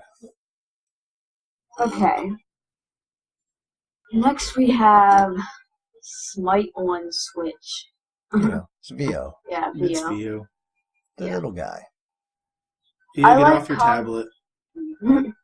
He says, I like Conquest with friends because of how the game shifts as you play. Unlike other modes, it's not decided from the first 5 minutes or even 10 minutes. Until the whole team is together and has had a few fights, I won't say yes to a surrender vote, because there's still a chance that either duo lanes and inclusion in fights, or solo or jungle participation can swing things. Heck, even the same 2 or 3 people engaging multiple times against each other can learn the ways of the enemy, so they'll wait for certain abilities or relics to come out from the enemy before going in and setting up a fight. Things I'm not a fan of is how early people will give up. Yeah, that is such a freaking big issue. I agree with that. But also, the learning curve that the game's creators themselves have inflicted on the game. Not being able to queue Conquest until a certain level and having to play other modes first will cause first-timers to be intimidated by the size of the map, the difference in starting build and paths and all. Also, the fact that it's the only mode you start at level 1 really makes things iffy for someone who's done any amount of time on other modes, because you start with the wrong skill and you can be screwed for a good while because of it. This is a really good one, because I 100% agree with that. Like, Yeah. I don't like the whole you can't play this game mode till you're this level, because like they have to. Conquest is the main game. It's like the main game mode, the original game mode. So that's the one most people play, and so they're playing all these different game modes that don't even really, like, they're just nowhere close to the same. I mean, they are kind of the same, but like you start at level 1. Your builds are different, and they really depend on the team. And they do in other game modes too, but it's way more important. And just how you play is super, super important for I want Conquest. to pose this to the group. I would be interested to see what would happen if, with the exception of Assault, all game modes started at level 1 and adjust gold and XP spooling to still make them a little faster.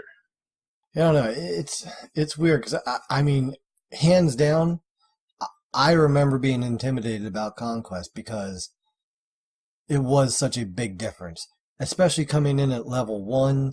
I'm used to having 3 abilities right off the bat, and now I only have 1 of those 3. Which one am I supposed to take? So it's a whole nother level of learning that you got to apply on to understand which one to even take. And then that intimidation factor is huge because you're now playing something completely different. And if you make one mistake, you rock cancel that. Ping, ping, ping, ping, ping. It's just like, look, dude, I'm sorry. I got to learn somehow. And playing against bots really doesn't help. Playing against bots teaches you nothing. Yeah. Yeah. What It if teaches you to run away in a straight line, at which point Sylvanas is laughing at you. And I definitely what think if- go ahead. No, go ahead. I think they should definitely do a thing where you can reset that first ability if you pick it wrong before you leave Fountain. Please. Because I have done Yeah. it so many times. Or before and you it leave the is a Titan killer. area. I'd say before you leave the Titan area the Yeah. first time. Yeah, it's a killer. So- It can end your game right off the bat. You can be done for. Yeah, I know. I've done that with Ymir already. You get so used to playing, in any other game mode, and then, all right, I can play Conquest now. And one of the first times I played Conquest as Ymir, built my wall first. I'm like, son of a bitch! I can only build one. I built my fucking wall first. well, this is gonna be fun. I mean, wall Puts a wall behind archers. That'll do something. There you go. That'll do, All you donkey. can do. That'll do. In that case, you just put the wall between the players and the wave, so they can't clear through it. You just wait till you see that wind up Watch, that's for gonna the become wave meta clearer. Yeah. What if Conquest Elo started lower, so that there's more grind, but there's because my Elo for Conquest isn't so high that I realistically could be put in groups with people who are just starting. Now I know they did fix that, right? Like there's like a little separation or something. Or is that something that was? I have no idea how yeah, it really works, since they won't tell us. Yeah, There was something that they did at one point where lower level account levels would be grouped up together versus going into higher ones, but it doesn't. I don't know if it takes much to get out of we've that. seen some rather low account levels recently. I remember there was a group, I think, in the 20s. Yeah, Four of them because were they're in the a group. 20s. I'm Yeah, pretty because they're a sure group. there was one like that recently. Yeah, but And, we're all account level. I mean, I know my account level was 123.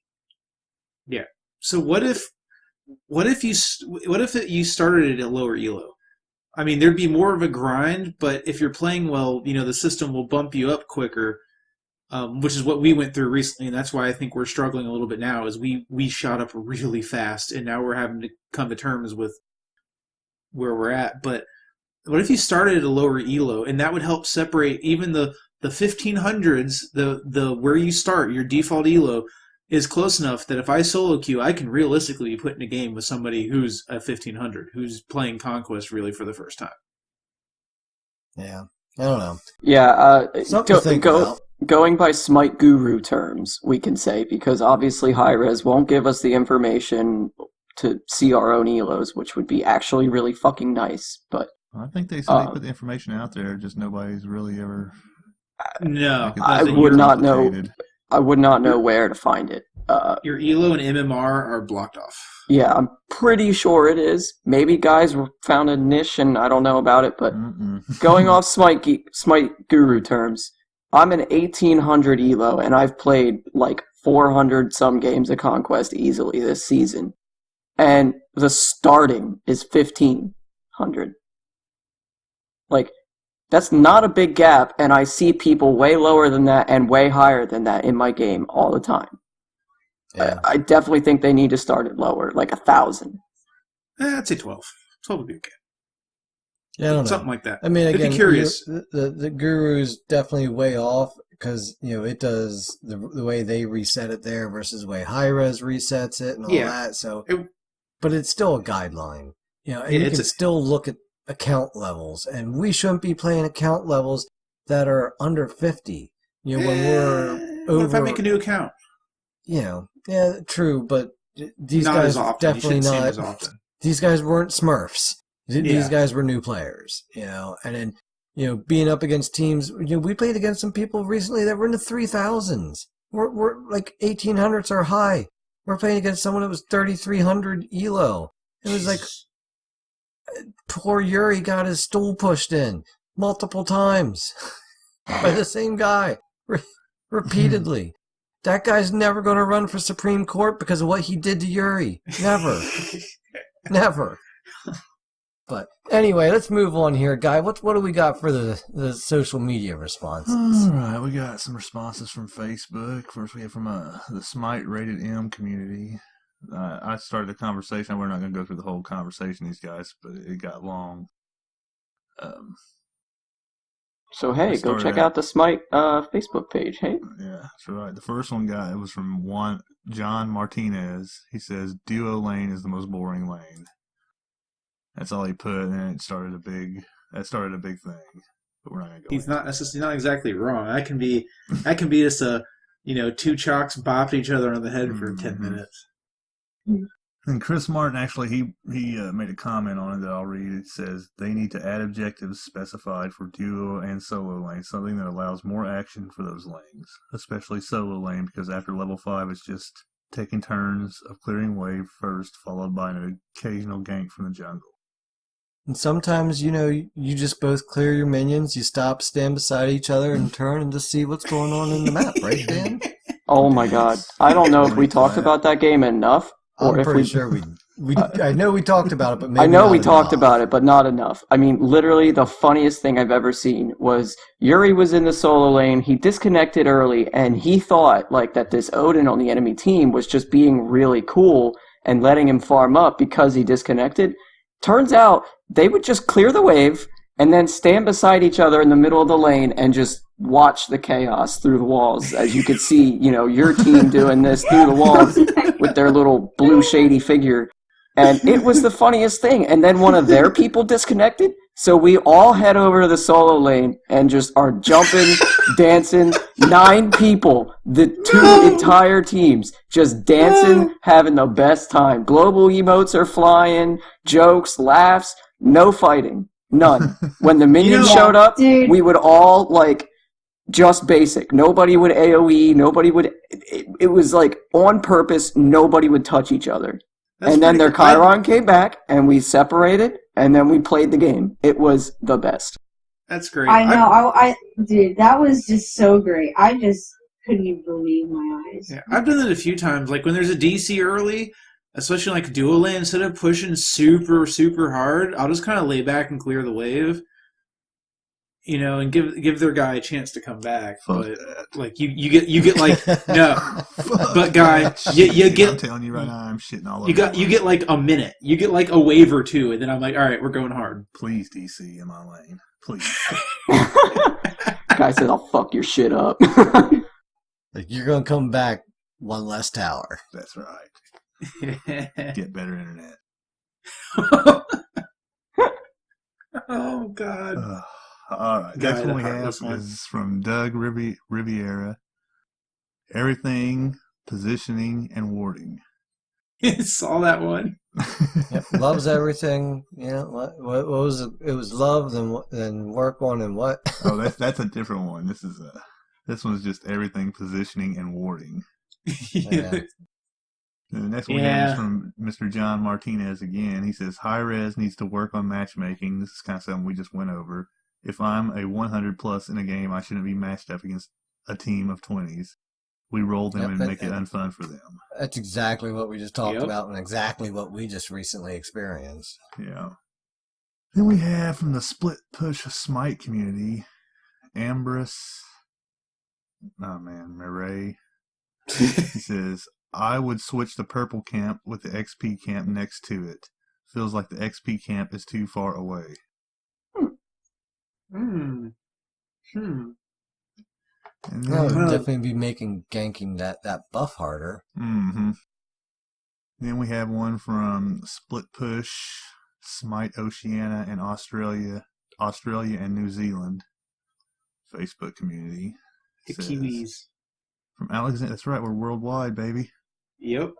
Alexander Hughes says, I hate 5-man dire wolves ruining my casual experience. Oh, man. Yeah. So us. No, we are not tryhards. No, we're not Let's dire be wolves, real. but We, I feel you, man. Like, we'll get into a game, and then, like, it's like, first wave cleared, second wave is being proxy. Wait, what? Yeah. or you go for your own speed buff and 5 people show up and you're like, okay, I don't even want to fucking play. Get out. Right. I'm done. I'm leaving. Right, See me 3 on minute Fountain, mark, everybody baby. converges on your speed buff. Yeah, that happened to me, and I just went and stole their speed, and it was gone. There's like, I just took the speed of the enemy team and just backed. I was like, I'm out. Peace. Like, I watch DM Brandon videos all the time, and like in his more recent ones, it's been like the beginning of the game. They always go and look for like 3 kills early game, and then go to lane. And I'm like, if that fucking happens to me, I swear to Christ, dude, I hate that. It'd be Oh, over get with. out. No, we already Get know. out. 5-man gank and duo lane at level 0. Come on. I like just be when I'm shoveling playing chalk and sauerkraut soloing because I will go over and throw an axe in on the people sitting around their speed camp waiting. But that's fine. Just throwing an axe on them, that's fine. But just Jesus, like, hey, 5 people going to hi. speed buff or something? Get out. Get out. Go to We fucking did that Masters. once. I We couldn't did that even imagine. once. Go to Masters. It Get was out of here. fun. I couldn't even imagine the amount of sauerkraut you'd be eating if you got ganked on 5 man on your speed. Oh my god, dude. I would literally be chugging it like a fucking milkshake. Oh my god. If I see you in my games and you gank me at my speed buff, you're dead to me. I will fucking farm you the whole game. I will focus You better hope I never end up on the other side of the conquest map from you. Attack, attack, attack. Dude, we actually had a game today. Beagle and I were playing an assault. Beagle's like, "Hey, look at the names here. Look at the clan tags." I'm like, there's someone from, I forget what clan it was, but there were 2 Jeez. people on the other side and 1 on our side. Oh, jeez. And at one point, I actually thought that she was throwing the game, but then she stepped up. And I'm like, all right, you best be playing right. I'll tell you what, you throw that game and let them win. I'll throw you off a bridge. What? Yeah, there's some pretty decent sized clans on PS4 for sure. Oh, a few yeah. 1,000 player clans, so you see a lot of that. Yeah. Then the last one I have is from Liam Reeves. And he says, this is the one I believe you guys were talking about. He says, love finding a game, hate trying to find a game, work on making finding a game easier. I like this guy. That's Yeah, people's they kind of still language. got work to do on the matchmaking, but I mean, again, it has improved. It Oh, yes. definitely Oh, yeah. has, but it's still got some ways to go. All right, yeah, that's all I got from the social side. Yep. I think they covered a lot of this shit. As far as next week's community challenge, it's questions because we got a special guest coming on, Guy. Right? You got the That's schedule. right. Who is it? It is Miss Smitten. Smitten. Finally. The big Twitch streamer herself. Yes. Yep. Yes. Nice. So we're excited about that. We want to get all your questions in here, so send them to all the usual places. Yep. You can hop in on Discord. You can hit us up on Twitter, on Facebook, even on Google Plus if you're in those groups there. Can mail them to Dan. Yeah. Do whatever send you Dan, want. Send Dan a singing telegram. He'd enjoy that. Might cheer him And up a cookies. little And cookies. bit. Oh yeah, and cookies. He likes cookies. Cookies. I love cookies. Uh, Oatmeal raisin is my favorite. Fucking at me. Yo. What? Come on. That's awesome. Fucking at me. I swear to God. You ever had peanut butter oatmeal raisin cookies? No, but I think I just found my new favorite. Get on my level. Fuck. All right. He added me and he won. This is bullshit. Well, This that Elon wraps is things bullshit. up here today, folks. We're going to wrap up on that. Yay. Dan got added and lost. So, hey, speaking of Dan, how can folks get a hold of you, buddy? You can find me on PSN at DirtXNapXDan. You can get a hold of me on Twitch. Yeah, Twitch. I said that right. I almost thought I was trying to say Twitter, but then I was saying Twitch, but whatever. Twitch at DirtXNapXDanX. The extra X, I don't know how that happened. Don't ask. I don't know. I don't like it. I hate it. We both had to add something to our name because our names were already gone on Twitch. Yeah, which... that's a whole nother soapbox. Someone stole my email and tried to use it for Twitch. Get out of here. Kaylee Palmer 17 or some bullshit. Fucking asshole. And you can follow me on Twitter at Split Push Podcast with no A. You can also find him in the kitchen eating peanut butter oatmeal raisin cookies. Pretty soon. Yuki, how about yourself? You can find me on PlayStation 4 at ryukotse_Yuki. Send me friend requests. You can find me on Twitter at YukiGaming22 or in my kitchen eating peanut butter oatmeal cookies because I'm going to have to make them now, Dan. Jerk. Yeah, you got our address. Yeah, anyway. Just That's Google all I it. heard there. That's all I heard. I heard Yuki's making cookies. That means I'm getting some. That's why you need to come down to visit. Disney and cookies. I mean, fuck. Can't go wrong there. Hey, maybe in December. Ashley Hell still yeah. wants to go down to Supernatural Con down there. I really do. She's saving up her money. She wants to get her head chopped off because she's got vampire teeth. All right. Speaking of Let's Beagle not Girl, talk about it. how can people get a hold of you, Beagle? Alright, you can find me on Twitter at Beagle_Girl27. You can hit me up on PSN at Beagle_Girl2780. Send me a message. Let me know you're for the podcast. We might play games together. I feel like I'm missing. Am I missing something? I feel like I'm missing something. No, because I don't play PC anymore. So yes, that's it. All right. Guy? Alright, you can find me on Twitter at GSmitey. You can find me on Twitch at GuyAllSmitey. You can find me on Xbox at GuyAllSmitey. And you can find me on PlayStation 4 at GuyAJ78. All right. That leaves good old Dirtnap's dad here. You can find me on Twitter and on the PlayStation at dirt_naps_dad. Got the old Twitch fired up here again, and if I'm playing more than just a couple games in between stuff here, I've been streaming it, and we've been having a blast with that. You know, Guy, Yuri, and I have all been streaming, actually, a lot, so you can check in on the old Split Podcast. Oh, bleh, I can't talk. Yeah. Push Split Podcast. Split Yeah. Podcast, our new Yep, name. we're gonna. Yep, high five. No, our new name's I'll Ward Middle Lane. Yeah, anyway, Dan, get it right. Guy trying to spam split push at the end of a match, and he gets I'll Ward Middle Lane. I'll Ward Middle Lane. Oh my god. So yeah, if you want to find me on Twitch, just add an _PS4 to the end of my name, and you can find me there. But you know, hey, check out our Discord too. I think almost all of us have that pinned at the top of our Twitter. Or you know, just shout off a mountaintop and ask us. We'll send you an invite. You know, whatever. We'll get it there.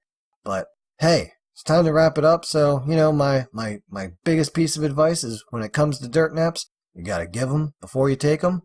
And when all else fails, Split push.